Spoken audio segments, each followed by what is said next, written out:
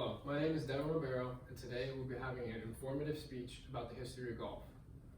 In Florida, there are over 1,300 golf courses, which is more than any other state in our country.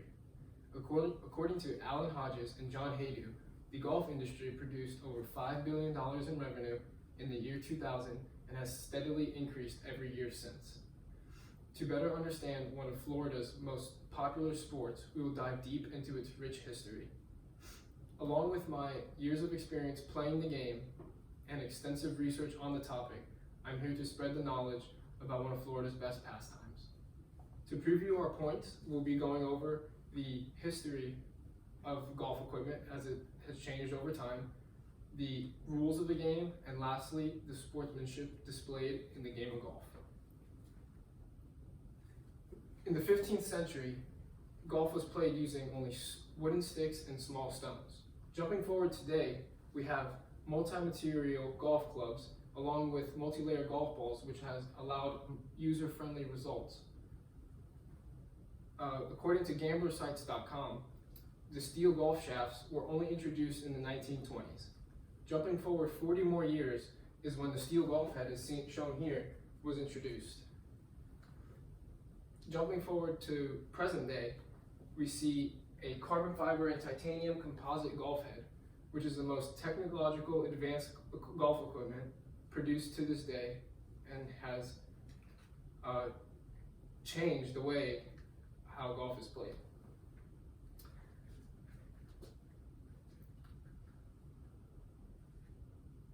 I remember when I experienced a revolutionary golf product in the year 2008. In 2008, a golf ball engineered specifically for junior golfers was developed. After trying it, it totally changed the way I performed, as it was a golf ball specifically designed for what I thought was me. It became widely popular among me and my competitors and improved all of our golf games. As the equipment changed, so did the rules of the game. According to the United States Golf Association, in 1744, the first written rules of the game were written.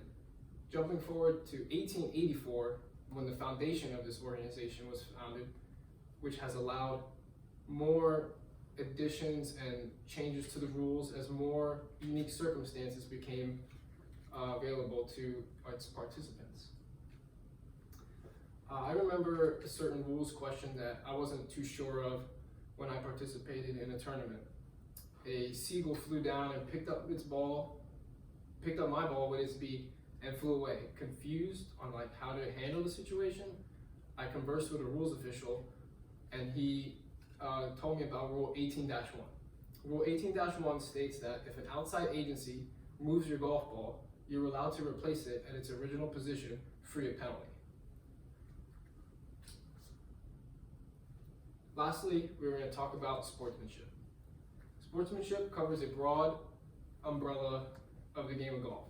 It not only relates to the treatment and respect to other players, but the treatment and respect to the golf course itself. For example, while you play around the golf and you hit a golf shot, it's normal for a person to take a piece of dirt with their golf ball as they swing, but the next step would be to refill that piece of turf with the fertilizer, as shown in the picture here. This fertilizer helps the grass grow back, and in general just shows that the individual cares and shows respect for the course itself. Because if you care about the course itself, you're showing sportsmanship not only to it, but to your other players. With organizations such as the First Tee, I was able to experience these life skills early in life. Skills such as respect and integrity were implemented and reinforced through these golf camps, which you experience these type of skills through competitions and such, and has really made me not only apply these skills on the golf course, but also in real life. So to recap what we learned today, we learned about the evolution of golf equipment and how it is more user-friendly now. And then we learned about the rules of the game and how the United States Golf Association has a revision plan to change these rules and add to these rules as they see fit. And lastly, sportsmanship, which is the overall respect and integrity to one another along with the golf course that make this game so great. Ben Hogan once said, "I have never played a round of golf where I did not learn something new." Thank you.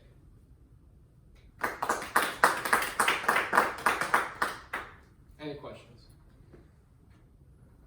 Yes. How do you remember all these rules if you're playing? So when you're playing a round, it's a lot. It's over 1,000 rules, and you need to remember all of them. They have the United States Golf Association offers rule books, and they're small, compact, so you can put them in your golf bag. And also, with now technology, a lot of these rules you can just find online and on your phone, so it's easier to keep up with all the rules and all the changes. Yes. What happens if you break a rule? So if you break a rule, there's like a spectrum of severity. The least severe rule would be like a one-shot penalty. So a one-shot penalty would include if someone hit their ball in the water.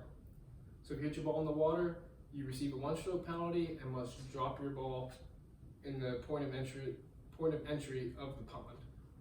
And then there's also rules such as if you have 15 golf clubs, which is one over the legal limit, which a disqualification for competition is enforced. So there's a severity level that changes depending on which rule you break. Yes. I have a question on the equipment. Why did they deviate from the original wooden golf clubs? So they changed from wood to these steel heads as they saw that the performance in the golf club wasn't as strong with wood as it was with a steel head.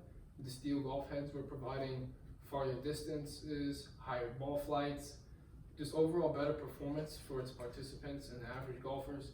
And that was more desired. They wanted to improve and get better. And they saw that changing the material of the golf head would do that best. Yeah. Is there a maximum amount of penalties that you can get? There is no maximum amount of penalties you can get.